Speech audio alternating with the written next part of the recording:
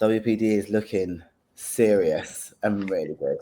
Yeah, it's one of your other fellow UKers, Sarah Bradley. She's getting a lot of attention. Oh, she is just looking insane, incredible. Like Yeah. I love her physique. Mhm. So, what was that experience like the first time? You think about it. You got to be on stage, and you're halfway naked. People looking at you, and the nerves and stuff come through. Just I know a lot. Because sometimes some people say that it's a very exciting moment when you are out Yeah, there on stage. yeah, yeah. Do you know what? I think something that just come to mind now is what I know now, I wish someone told me then, because then I was like, oh, okay, so I'm getting ready for the show. I locked into obviously my food, my train, everything else. But when I went on stage in front of a whole theatre of people, at the time it was like in theatres, and I'll just go onto the stage and I'd be like, oh my gosh, this is it. And no one walked me through what that was going to be like. Do you see what I mean? Like, actually, yes, I know you'll go up and pose, and then the judges judge you, and then give you feedback, and then you get your scorecard and everything else. But back then, it was like, okay, well, here are the poses. Off you go, do your show, and then no one talks about the highs, the lows, the nervousness, coming off and feeling like you just hit rock bottom because you're like, oh my god, it's like, what is it they say? Like, what comes up must go down. And no one really talks about that point because some people can deal with it quite easily, others not. So I had a whole moment of like, okay, I was like having that adrenaline, like I was like ecstatic. Then they called all the girls on the stage, and then I was like this. I was in pieces. I was shaking. I was nervous. I was like, what the Nora? No one has told me this is going to be what it actually is. And then fast forward, I did obviously my first show because this one would be my ninth. So yeah, I did my first show, and I was like, wow, I want to do it again. I got the bug. I want to do it again. But days later, I did have the come down where it was like, oh, so what happens now? You know what I mean? Like, okay, my abs are no longer visible like months later. My lines are no longer there because obviously I'm building and I'm going to then compete the following year. And I had to go through a whole body dysmorphia and body transformation to be okay in my skin that these changes were happening, and no one told me that then. I thought, once I get lean, I'm going to stay that way. I know it sounds silly to even say, but that's what I thought at the time. And then it was like, right, then obviously my coach started pushing the food up, and then yeah, my body was going back to normal. And I was like, oh my god, my ab lines, where are they gone? I miss them. And I think that's the part now that I speak to a lot of athletes, especially ones that because I'm a posing coach as well. So especially for the ones that I go into, they have a session with me. I go through quite a lot with them. Like, you are going to get nervous. You will hear quarter turns that right and may go left. These things will happen or may happen to you. Just make sure that the show must go on and don't get caught up in your head. And remember, what goes up must come down. So just remember that if your feedback is to build going forward, you will see your body change and it ain't going to be looking the same, and just be okay with that as well. Yeah. So, Yeah, with bodybuilding, yeah, there's a lot of issues with body dysmorphia, and then those yeah, post-show blues when you work hard, you train, you get those shreds, everything's popping, you're yeah, vascular. There's a community called Smos. We guys are fans of women with muscle, and there's a saying when you say, well, "Your legs rock hard, we're rock hard," but it's just only temporary. It's only for that moment, and yeah, I think there should be a conversation about that, especially between the coach and trainers and maybe other bodybuilders. And also, one thing is you're the division where I call it the high heels division. It's like bikini wellness, where you on high heels. I've heard stories of ladies where their heels might broke. Some women that used to be walking like a newborn giraffe in high heels, and some yeah, ladies when they switch over to another division, they say, "Yeah, I'm happy to get these things off my feet." yeah, and not to wear them because it's a lot. But also, I like getting dressed up. I like the glitz. I like the glam. I am very feminine. as much as I have the muscles. And I know there's a lot of media or social media conflict with, you know, people still thinking, you know, you've got muscle, you like a man, and all those bits and pieces. I mean, that's not as bad as what it was before, with the amount of looks I got before, but it's still something where, you know, I do get comments like, oh, that's disgusting, and, you know, oh my gosh, you look like a man, and it's too much. You've gone too far. But at the same time, I've got thick skin, and I really love the woman I am. I love everything about me, and I love bodybuilding, and I love what the sport has taught me. So saying that, I always remind myself my why, and outside influence won't ever pay the bills or get in my, you know, my emotions with how I'm going to feel about my body, because that's never going to happen. That's the thing about people. You have enough energy to worry about what someone else is doing. Why not Yes. fix what you doing? Right. You know, it's one of my favorite. Yeah, one of my favorite comedians, Bernie Mac, said this in the movie. House Party 3. He says like, people, you know, like you know, fuck them. You know, people gonna say what they say. Fuck them, because you know what? It doesn't matter what you do. You got to, you know, you got to be happy about what you're doing. And again, I hear these comments. I've done quite a few interviews, and she is a lovely lady. She's a lovely sister from across the ocean. You know what I mean, and I don't see, like, I pulled up a couple of pictures a while ago because, you know, I want to get some pictures, so, you know, I pull some up, and I don't see anything.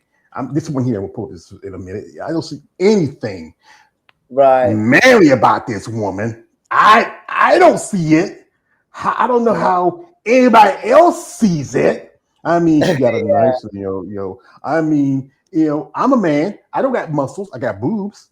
But, you know, but the thing is, I think it goes back to the idea, you're in the UK. And I know I've talked to ladies from that part of the world where some countries, tradition of what was considered feminine, you have to be, you know, like a little twiggy, or you have to be rounded. Like, you know, one of my jobs, I had a few jobs when I was a young man. I used to work at a gas station. I used to work here. One of my side jobs was I worked in a gentleman's club. Those guys were too gentle, and women had to look a certain way, a presentation. But again, that's, every woman's gonna be different. Not every woman's gonna be the same kind of woman. Yes, exactly that. And also, I've gone to the point where it's like, yes, people may not see it all the time if they're not around bodybuilders and how they live, right? But you have to remember, the same way that someone will say you're overweight, or you're too thin, or you're too muscular. Like, I always say, focus on yourself and what you need to, because half the time it's their own shit they've got to deal with. Half the time it's not even what you look like. Half the time the judges are just pinging them back, and they want to judge themselves, really, but they want to just put the finger on someone else. So I'm all here for comments being had, and, you know, we're all different in many different ways. But I think it's about how you go about that comment, and how you go about saying what you say. And some things are just better left unsaid. You know what I mean? If it's in your head and you think it, then leave it in there. But then to have the audacity to then, you know, come out and say it, and especially to the first timers of the bodybuilding industry, they're the people that are literally helping grow the sport. And I don't want them to have the abuse so early on, where they will fold and then go, you know what, I don't want to do this competition anymore. Like, this is, you know, because when your body changes, it's a shock. It's a shock to any woman. And depending on, obviously, whether you're enhanced or not, it's a shock for your system. And some people might be like, you know, I don't want to push it this far. You know, this is actually quite scary now. I don't want to. So there's one point having opinions, and there's another where the actual athlete itself has to come to terms with how they're looking. And I think there's not enough consideration in that aspect and that side of things. Because I've had to tell my family and my own best friends, like, this is the journey I'm on. And they're like, oh, you're going to look like a man. Like, even them themselves had those questions and those, you know, that kind of outlook. But I never let that faze me. I was like, crack on. That's good. So you got to learn like this. You're building a body like you're building a building. You want to be sturdy and strong, you know, and also you can always have things on the outside just hitting at you. And I think it's worse sometimes when it's your family. Like, you know, when I've talked to ladies where one lady told me that sometimes her mother even though she's been doing it for a long time, her mother still doesn't like what she does, but she's gotten used to it. And then I have conversations where, especially if the father's saying, "Well, you already got a brother. I don't need another boy." I think everybody, this is not about you, about them. It's about you and what you felt. Shout out here, we got a guest here, my man, the Brown Baldy coming through. He says, "Good morning. Good morning to you, brother." Says, "Great interview so far. I appreciate that. Thank you." I mean, and these guys that come on here, you're like, anytime I get a girl on here, it's like the episode of with Charlie Murphy met Prince and hanging out with Eddie. There was this club, and Prince is hanging out with them, and this guy named Nikki Free. And so Nikki Free, like this new singer for Shalimar. And you remember back then in the 80s, the dudes that looked like a bitch was like a girl. So they thought, yo, Nick Free, that's a new girl. She fine as a motherfucker. So that's where they act like you're a new girl. He fine as a motherfucker. So, yeah. And you also do coaching and training. How long have you been doing that? What was your previous career before that? Corporate. So I was very much into banking. So banking industry, HSBC Bank, worked for them. I also worked for the energy company as well, Corona Energy, Brook Green Supply. So it was very much corporate.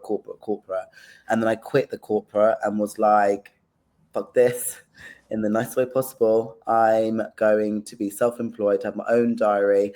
And it was a lot to do with bodybuilding. I don't want people watching this and going, oh, she did this, so I'm going to do it. If you're on the fence now, make sure you got your setup. But I did quit the corporate because I wanted to bodybuild full time. That means I didn't want anyone telling me I couldn't have my meal when I wanted my meal. If I wanted my meal at, which I have it now, between 6-7 in the morning, the next one 10:30 or 11 a.m, the next one 1:30. So can you see like the pattern? If I was still in corporate and we've got a business meeting, I couldn't go 1 minute and run out and get my food. So I was like, I need to change my whole career. And that's when I was like, I'm going to quit the corporate and I am going to make something of my business that I'm going to have self-employed. And that's the coaching. So personal training, the coaching and the posing. I also do past life regression and tarot readings. And I'm also a Reiki teacher as well. So I do a lot of that as well, past life regression and NLP work. So I do a lot of things for the mental health. And obviously, like I said, I do the posing. So I just thought to myself at the time when I was in corporate, I need something where 1, no one's going to tell me nothing. 2, freedom. And 3, to bodybuild when I want, how I want. So given morning, lunchtime, evening, whenever I wanted to train, I can do that. Have my meals, do my recovery, sleep, and all those kind of things. And corporate, although I was on great money, I just quit and was like, no, it's time to now just go full-time self-employed. And the last business I joined was a startup. So I helped it sort of build. And then I thought, well, I might as well just build my own business and start from ground zero. And here we are today. So for me, I just quit and was like, right, get my PT qualification, done that. I worked in Gym Box, which is one of the gyms in London, central London, because I wanted to work in the city. So then I made that happen and moved into central London. And then I never looked back. And then when I went to Gym Box, I then started joining Zone and Muscleworks. Muscleworks is based in Bethnal Green. I started training there. Amazing gym, by the way, a bodybuilding gym at that. And then with the PT, personal training, and the online work, I can fit my calendar around my clients. So I could still have my meals, have my breaks, have my gym time, and go and train like an animal and have no excuse at that point. So yeah, I did that for many years. And then I had an off season for 4 years where I was never showing my skin. I covered up for 4 years in the gym. Yeah, I think a lot of people was shocked when I took my t-shirt off and my jumpers and stuff. They were like, "You had that the whole time underneath?" I was like, I did. And yeah, I covered up. I just wanted to get in the gym, train. I went up to about 89 kg. Now I'm down to 69 as of today. And I'm 7 weeks out for my first show. Yeah, remember, we're American here. We don't go by that. America, we go. You're we go. pounds, aren't you? Yes, we're pounds. We go by the kgs. Everybody, we're America here. We go by American kind of make section. America. But yeah, I I get love it, you, man. Americans. I want to move out there. Well, right now, you're better off where you're at. I'll honestly tell you right now. No way.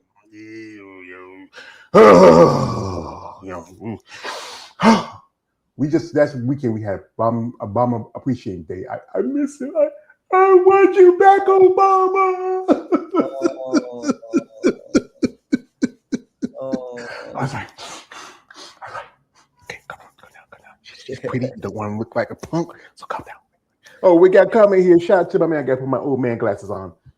My man Bad Baldy saying this comment. He says, bodybuilders aside, the main ones who complain about the gym fail to realize that you're working out for longevity as well. Yes. Also, conversation I have with quite a few ladies that the work is done like this. It's 60% in the kitchen, 40% in the gym. Also, where people look at it from the outside thinking, you're just popping a bunch of steroids, just get the big muscles, and you're like, oh.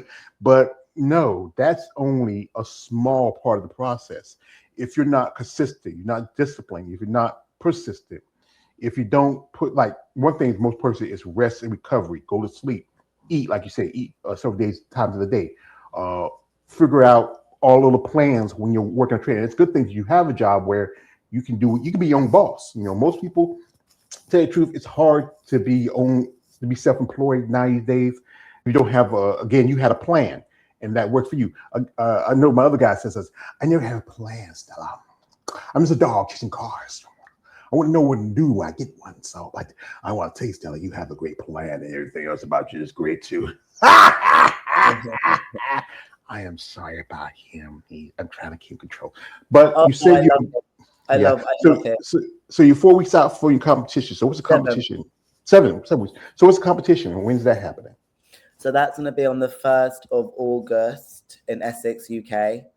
And then I'm going to fly out to Austria on the 23rd of August for the pro qualifier. Because I think it's one thing. I know quite a few ladies, it's hard, especially in the UK, even though it's Bible's starting to grow a little bit, but it's like I remember I had a conversation with Clara where she had to go all the way to Spain to get her pro card because she did a show where there wasn't enough competitors. And because sometimes, especially when you look at the higher end division, like women's bodybuilding and physique, it's not as many competitors to compete with. Figure has a little bit more, but still sometimes it's about who's going to show up. And if it's not, if you're doing a regional show, regional show is fine. You get your, but if you're doing a pro qualifier, you have to at least have the mandatory 5 competitors in that class. Yeah. And if not enough of that, then you can, like a couple of these did, they petitioned for their pro card. Even when they won the overall or they won the class, they petitioned for the pro card. Yeah, I think that's a good point you said there. I think when it comes to figure, WPD, women's bodybuilding, it is very much, worldwide, where you have to kind of travel, to get your, the pro card. And that's obviously the next step that you're working towards. And I'm willing to do that, to be fair. I'm willing to travel. I think it'll be good for me to travel as well because I haven't done an international show just yet. All my shows have been in the UK. So I think I'm under this in my head, right?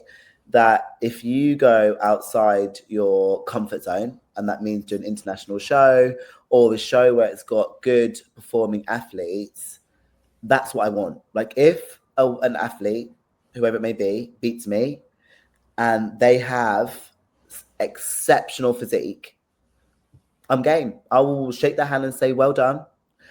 I'm going to come back and I'm going to work even harder and knock on that door again. Because I never see this sport as like tearing people down. If anything, I appreciate anyone's going to come on stage with me because if it weren't for them and me, we wouldn't be able to, get a freaking trophy and even have everyone coming to watch us, to put on a show for them.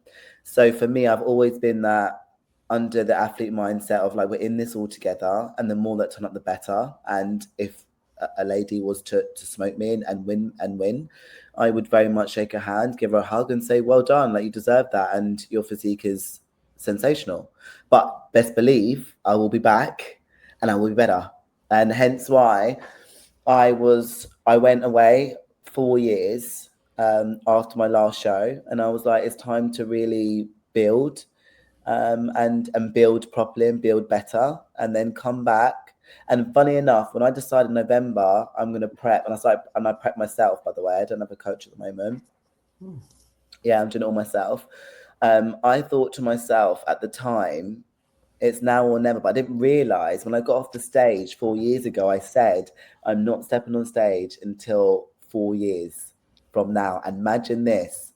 When I decided in November, I didn't remember that. Only until it hit like February, March, I was like, I said when it hit that 4 years, that fourth year, I'm going to go back on stage. So it's just interesting that what you do, your words are your wand, that when you do say things, it does manifest. Yeah, just make it believe that you achieve it. I've heard that. Yeah, And yeah. yeah, I mean, taking 4 years. That's I think that's smart. I think some people want to take that time to grow, especially we look at a certain criteria of like divisions, like with y'all and figure they want the wider, broader shoulders, Yes, the the nice X-frame. taper, nice Yeah, X frame, conditioning yes. connections, hamstring, and glute connections. Blue You want an tide. overall look. You don't want to be too much like one division, but just not too under other divisions. And like I said, I've been a Exactly. family sport for a long time. I mean, I got into it because women's bodybuilding was one of my favorite divisions. I mean, I loved it back in the day. I grew up in the good part of the 80s and 90s, and people like Corey Everson, Carla Dunlap, Angela Langer, Bev Francis were my favorites. Amazing. Yeah, Laura Craval, Vicky Gates, and those women. Iris Kyle, who was probably the most dominant Miss Olympia in all time. And I would expand the other division. I was a big fan of women's physique. I call it watered down women's bodybuilding. But since doing this, I've really expanded. One division I'm not too much a fan of. It's I'll tip my tongue, and when I say it, I get disgusted by it. It's called, excuse me, fit model. But Really? yeah, I understand the purpose of it. But Okay. again, I feel like why bring in another division is going to end up looking like the division that was previously supposed to be. Like, look at women's physique right now. It's supposed to be the reboot of women's bodybuilding. But, where the women are, the criteria is keeps evolving depending on who's the champion. Which everybody, Yeah. like these ladies, they say their favorite person was Danny Bailey. That was the one that, and some say like Julie McCarr, Sidney Grant, some like, Sarah Vilgas. Even in your division, you have people like, Sidney Gillen, who was top. Yeah. One I'm a fan of is Lola Montez. Yes. She's amazing. I think Trish Warren was very popular because Yes. particularly. Is there anyone particularly that you follow that you respect their work, their ethics, and even their bodies? Sydney Gillen. Just perfection. I mean, I think being And most dominant, her posing. Oh, sensational. Sensational. Well, I say she's the most dominant woman. I mean, she's up there with, guys like Lee Haney and also Ronnie Yeah. Coleman and Linda Murray with 8 titles. 8. Just too shy. She could have kept that going. Maybe grip as high as Iris. We surpassed her. Yeah. One lady I'm a fan of, and I'm a fan of hers because she has a beautiful body. She's right here with her partner as they run the Triple O Dynasty. Her, Sid Gillen. That's Andrea Shaw. I mean, Gorgeous. Beautiful. she is so. They're both beautiful. I mean, Beautiful. ma'am, I'm a man, and I love beautiful women. You're a beautiful woman like yourself. This is a true story. I always want to put this out. I want to shout out my friend Eunice. Eunice runs a company called Bad Rap right here in the States, in Texas. The big old city of Texas. Big old city of Texas, the Red Star State. The hat is Company, out. Bad Rap. This is a great company. They do stuff, promote stuff. She's just recently she was one of the sponsors along with a friend of mine, David, Female Body Forum. They sponsored the Triple O Dynasty. And I was happy enough to help to be a sponsor for the jacket. A while back, it was a little bit after my birthday, and it was like back in 2023. And Eunice said, George, I'm seeing something in the mail. I said, what is it? I said, so I got it. It's this. She knows how much I'm obsessed with Andrea. I call it my little bunny rabbit. I stroke it in mother and call it George. But what makes it special for me and what keeps me going, because sometimes dealing with y'all ladies, y'all can be a pain in the ass sometimes, but with someone like Andrea Shaw tells me, she thanks me for what I do in my content. Oh, look at that. That's a big thing, because I was even saying to the female hardcore bodybuilding, I even said like, and what I'm going to say to you is like, thank you very much for giving us a platform other than ourselves to be ourselves and to also educate others out there.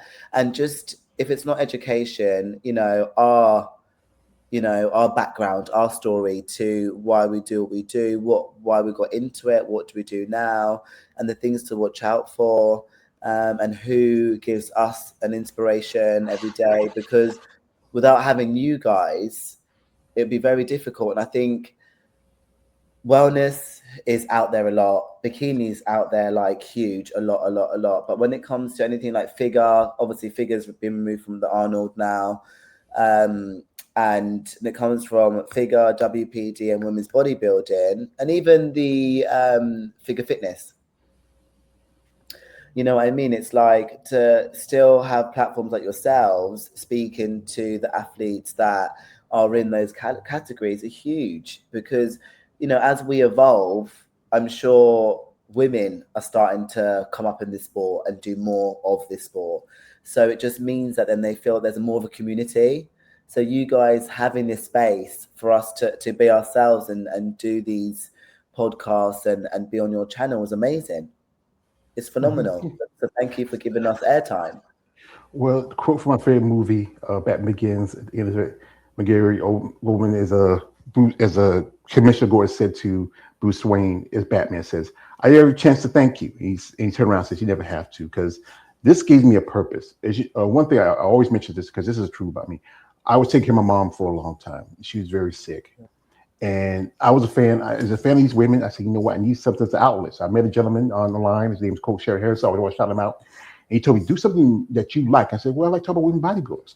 So I started doing little stuff like that here and there and there. And then I really got more invested with it after my mom passed because, I had nothing else. I mean, she was pretty much my world. She was my woman. I was taking care of her.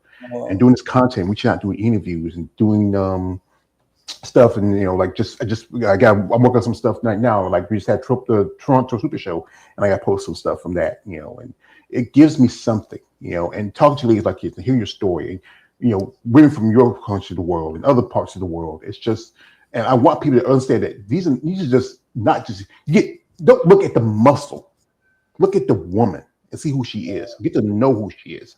Don't be so in your idea of belief, And also, like I said, get out of your comfort zone. So that's one thing I learned. I'm planning on going to a show. This is going to be my third show since I never much traveled. I'm mostly working a lot of times. And then, I'm going to shows, meeting people. A while back, I was with my friend Eunice. She was in Tampa. And this is something I would never have got to do if I didn't get out of my own comfort zone. I hanged out with Eunice, got to meet with her, and I got to meet this gentleman right here, Mr. David Lee Roth. I would never have met him in my life if I didn't leave my little hometown in North Carolina. It was a great opportunity for me.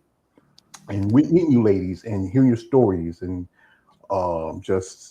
it gives me sort of a purpose that I was missing after my mom passed. So, folks, what we're going to do here, we're going to jump into her social media for a little bit. If you want to follow Stella, her link's in the description in this live stream. If you're interested in supporting her upcoming competitions or interested in working with her, you do lifestyle, also client coaching too? Yes. Yeah, I do lifestyle. Yeah, lifestyle and athlete coaching, yeah. All right, so if you're an athlete, if you're somebody who want to make some changes, reach out to her and your interest. But guys, she's a lovely lady. She's a lovely caramel sister from the UK. But guys, you're sick freaks. I know you are. You're gonna call me a caramel latte. Yes, but you guys out there, don't do that. Don't send no weird stuff. Come on. I know you have the guys who are the haters. You have the guys who love a little too much. You know what I mean. So be careful. Yes, I do. Yeah, just be nice. Be nice. So we're gonna jump into social media for a bit. So you want to link the links are description of this live. And here she is. She gives some modeling and look at this here, one here, like right there. She's like, who took these? I mean, you have a special photographer, or this was just you? No, this is literally all me. I do my own content. Yeah, she's got a pretty face, guys. She's sure a party right there in the hall. Wow. I mean, what do you feel like is your best physical feature if you look at yourself in the mirror? Oh, it's hard to say. I love everything about me. I don't really rip myself apart unless I think about what I need to improve on with regards to a body part or a muscle area. So for the last 4 years, I've been really working on my lower lats and my shoulders, and they've come out quite a lot. So I think for me, it's always been the ones that I need to improve on is the ones that I feel would be the areas that I'd be like, okay, you're stubborn, come on. And then I'll just be pounding that all the time in the gym. Mm-hmm. And you now say you don't have a coach now. Did you have a coach before you started? Yeah, so I was with Callum and I stopped Callum, I think October, November. So Callum Pro Coach, I was with him for about a year or so. And then I was actually bound to go back to him in January, but then I've just never looked back and just continued to prep myself. Yeah, I mean it's really tough because you know what, doing it yourself. I think one thing is some competitors like to have that other eye to see Yeah. something that you might not have missed in your own eye. Because sometimes you can be a prejudice. Is this a friend of yours you're working with, or is this? Yeah, so this is in the gym when Lordson and Mel, so she's an amazing videographer. And we were training Lordson, and we were pushing him for a gym session, and he was just he was feeling it the most. It was crazy. Okay. Hey, we're back about to shit himself. Hey, sorry about the shit. Yeah, beat up by two women. I grew up with older sisters. I know how it is. But how Yeah, good is that? Like the environment of like us being able to do that. It's amazing. yeah. Here's some more pictures. She has some beautiful abs. Whoa.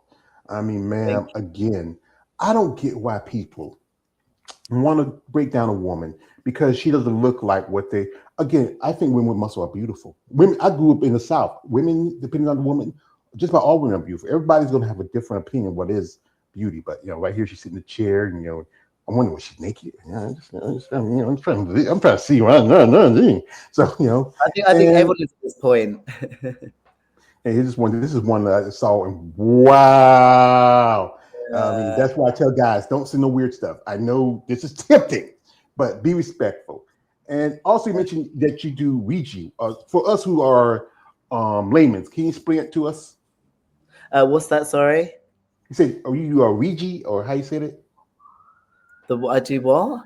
You do like the whole thing about past life expressions Oh and stuff like that. yes, past life regression, Oh tapping into yeah. the subconscious mind. So with that, I will have a client and take them into a meditative state, and then what we'll do is I'll go through their past lives, and then tap into their subconscious mind, and that would be if they're having things that are worrying to them, or they need to know more information about what's going to push them further in life, what their purpose is here for on earth. And basically I'll reveal all of those things, and then give them homework at the end of the session, for them to work on whatever it is that's come through for them. So it's pretty awesome. And then I channel spirit on a Monday and go to a session which is called Circle, and I do that work as well. So yeah, there's all different sides of me. There's not just bodybuilding. But the funny thing is when I come into bodybuilding, I've come into my own. So my mind, body, and soul. And this is what's really developed over time that I've felt. Like my eating habits, my training, my mindset. It's just it's phenomenal. Mm-hmm. Yeah, that's the thing is the mind has to do one thing you have to work on, especially in this sport, because the body's one thing, but if the mind's not willing, it's not gonna be able to go. And Yes. especially that's one thing that separates the everyday person from many of you bodybuilders, because it goes back to the discipline. Because I know Yeah. I started doing little stuff for a good while, because I was when I was taking my mom, I was almost 500 pounds, and Yeah. then I had to make some changes, and it was tough to make those changes because one thing is from the South, we like our traditional foods, so a little bit fried, a little bit of this, a little of that, and I had to cut back on those, but not completely because I know I'm like an addict. Sometimes it be calling me, man, be calling my name. But yeah, I think it's one thing, and also the thing with past life questions. I kind of believe in a bit because you got to think about it. What a body goes, but what our soul does. I mean, Yes. people have to be born and people have to die. And somebody who's born, they have to be a trade-off. Yes. It's so true. I hear that completely. And it's funny because when I go to the gym, all I'm thinking about is how I can keep improving. I love training.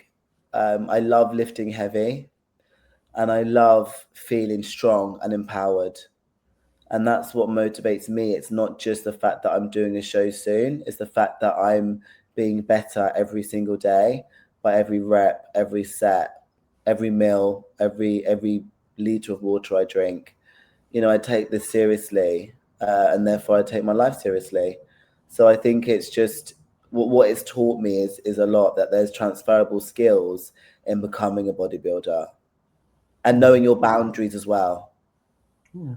Knowing what kind of person you are, how far you want to go, what drives you.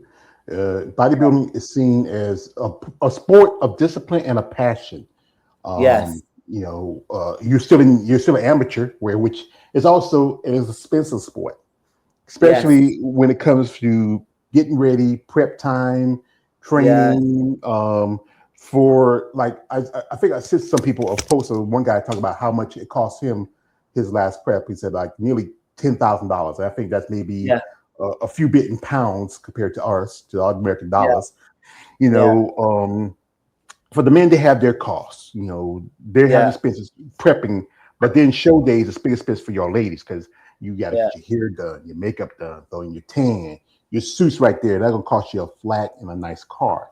Yeah. You know, But the also half the time as well, sometimes it's just as hard for pros as well, because a lot of them, they want to go far. They've got to travel quite a lot, and not all of them are sponsored, and not all of them can pay for or get sponsored to pay for their flights to go wherever it may be from certain coaches. They've got to fork out that themselves. So I think bodybuilding as a whole, whether you're a pro or amateur, depending on what shows you do and where you want to go, overall, it can be a really expensive sport. And with pros, depending on where you are and how much more food you need, how much more you need to grow, especially in men, as well as women, like you can get sponsored here and there, whether it's your supplements or maybe a bikini. But let's face it, like you still got to get on that plane.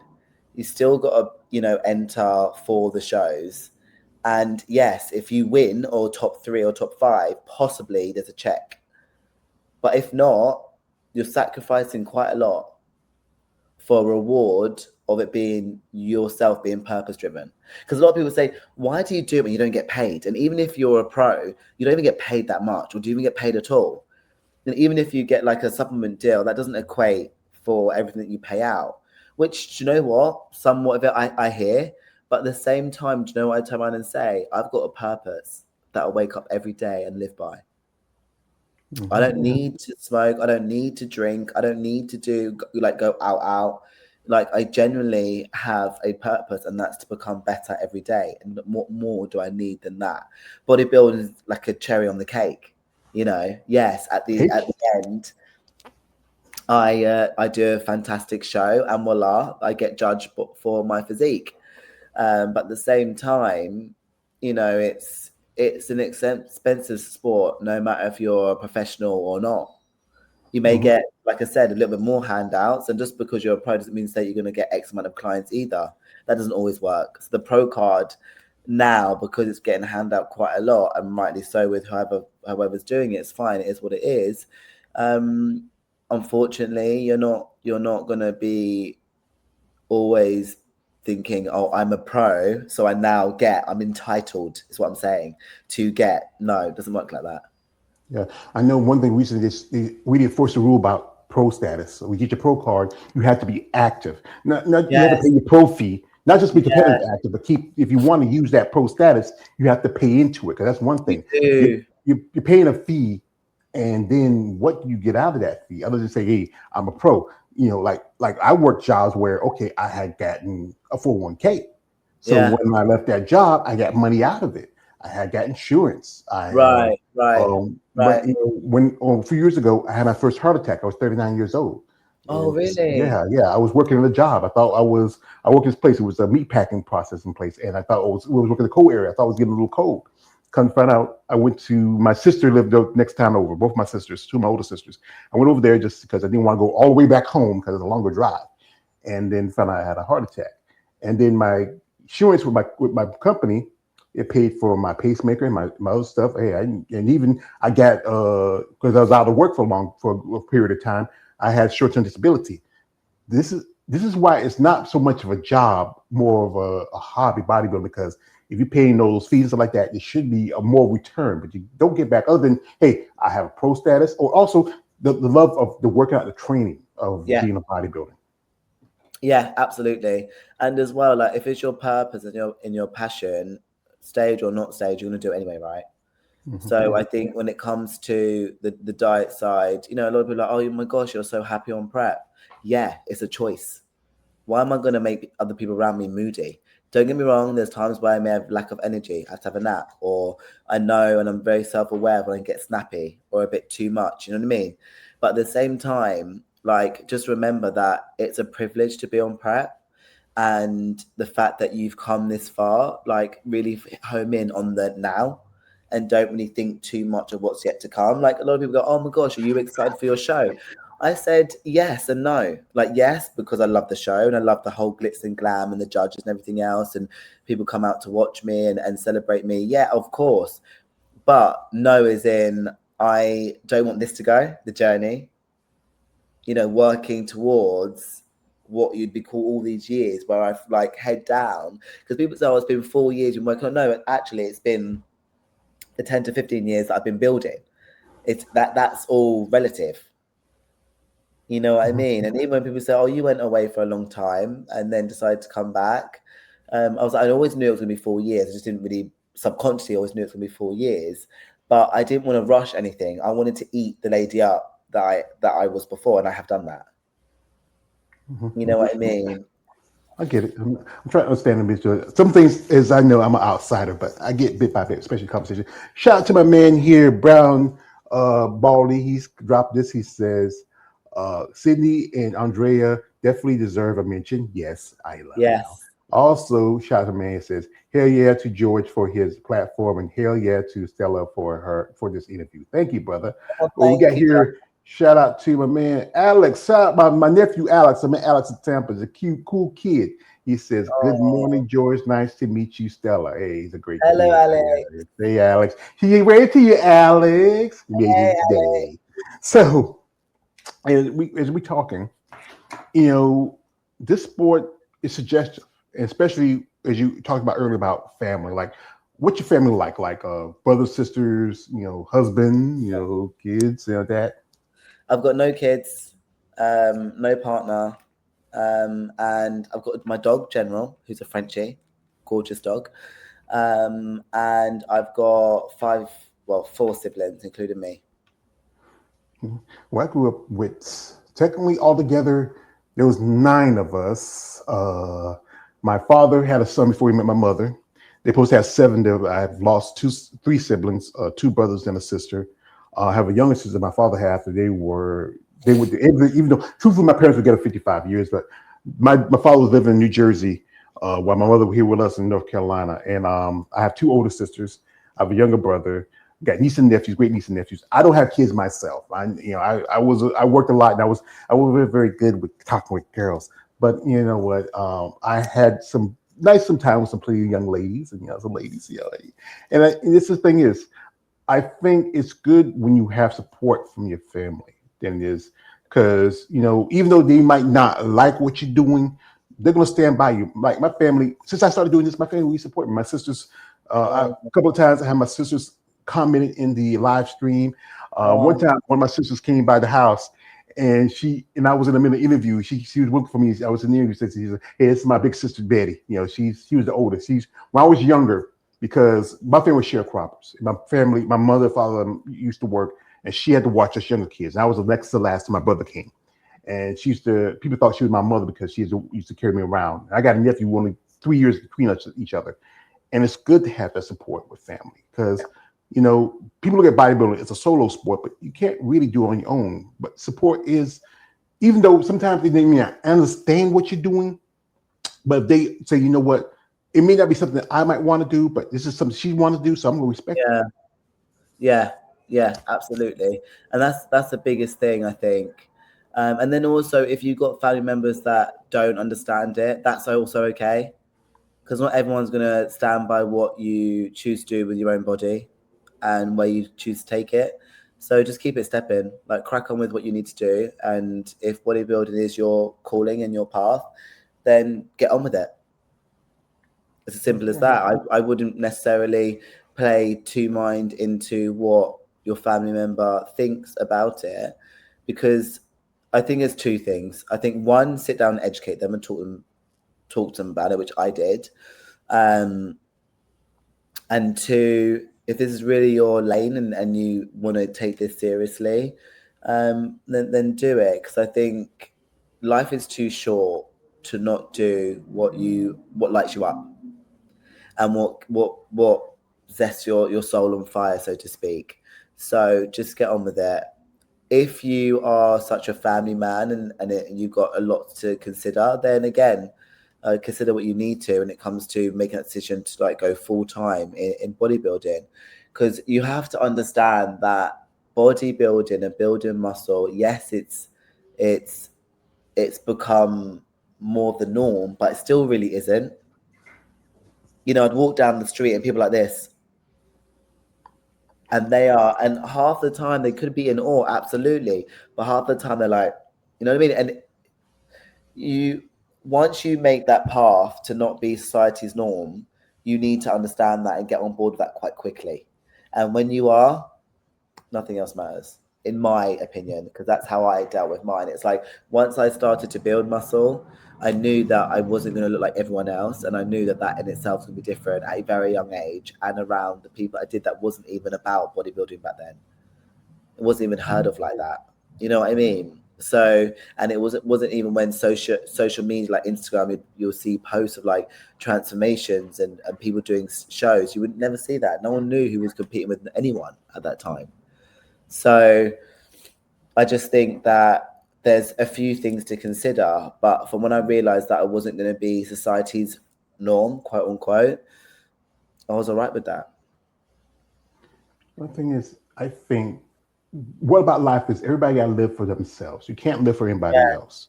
If you do that, you kind of just you just kind of shrink your own self down to a certain thing. Just to make somebody else feel comfortable. It shouldn't be about making them feel comfortable, about making you feel comfortable. When you get to a sport, you do because you love it. You love to build your body, see it grow, see it develop. See when you get into when you look in the mirror, you do your posing. You see what you need to work on, your strengths and your weaknesses. It's about it's an improvement phase for any competitor when you get to the sport, how to grow, how you want to be. And if the people, like, one thing is, like, I think the people that be most catty about it is be women, because it's just, again, if you know, especially older people, it things a sense of what they thought of what women should be. I think the people that are most pure hearted about it are children, because children are curious. And their hearts are so, they would say, "Who are you, a superhero or something?" Because they're curious, because they Can just I feel see your something bicep? different. Yeah, you do the bicep, you like say, "Well, I can't feel your muscle." And you got the other guys like, you're like, one of my crimes, I hate to admit to you, Stella, I have a muscle person. Y'all ladies aside me. I tried to calm it down a little bit. We got here, my man. He's also a fan of Women of Muscle. My man, KL the Wanderer, says, he comes and sitting crying, says, "Hey, what's going on? Not much, brother. How you doing?" Hello. Yeah. And the thing is, you do this because this is about a goal for you. If it's not just get on stage, get your pro card, it's about finding something that